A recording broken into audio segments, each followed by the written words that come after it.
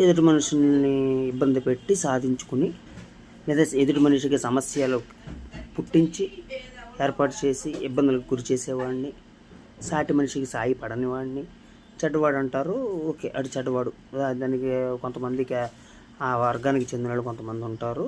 Okay, మరి మంచివాడు అంటే ఎవరు? ఈ పనులన్నీ చెయ్యని వాళ్ళు మంచివాళ్ళు అంటున్నారు.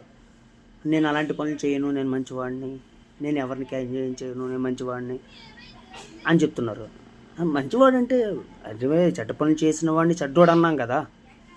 అన్నప్పుడు మంచి పని చేసిన వాళ్ళని మంచోడు అనాలి.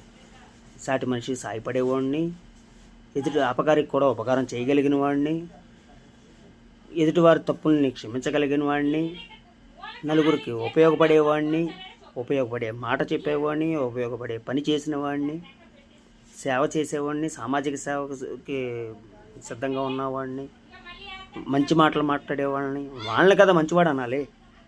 ఇదేంటిది చెడ్డ పని